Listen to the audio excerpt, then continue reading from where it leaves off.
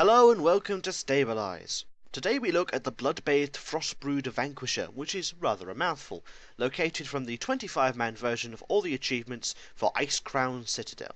The Bloodbathed Frostbrood Vanquisher was the last mount to be introduced under the system of a different set of achievements for 10 and 25-man.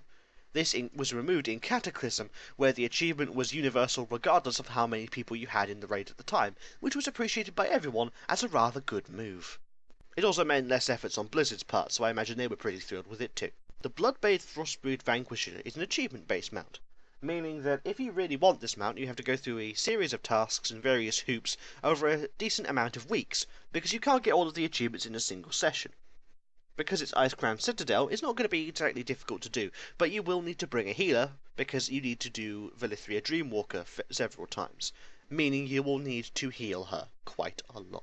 And you will also need to know tactics for the bosses and bring multiple people on some of the fights if you want to get this done. For the most part though, the achievements are fairly simple now that this content is actually 2 expansions behind our current level of content, and will be 3 in September of next year when Legion is released. If we look at the actual mount design, there's a number of things about it that I particularly like and a couple of things I'm not too much of a fan of. The things I really like about this mount design is the entire aesthetic in terms of like the sinew, the frosty glow, the metal plating, the sort of desiccated and sort of half-rotted bone membrane. It is a really good reanimated version of a basic dragon. The things I'm a little bit curious about is why exactly there are strange sort of metal things on the horns of the dragon.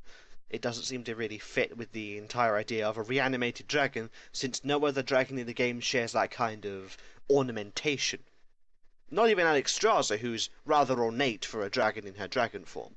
Getting the Bloodbathed Frostbrood Vanquisher takes about the same amount of work as getting the Icebound Frostbrood Vanquisher, except it's perhaps a little bit easier. In 10-man you have to be a little bit weaker than you would normally be in 25-man, meaning it's actually a little bit harder in lower difficulties to get the lower difficulty raid mount nowadays. But if you really like undead things, and you really want an undead mount, and you're willing to put all the effort in, I can think of many worse mounts to get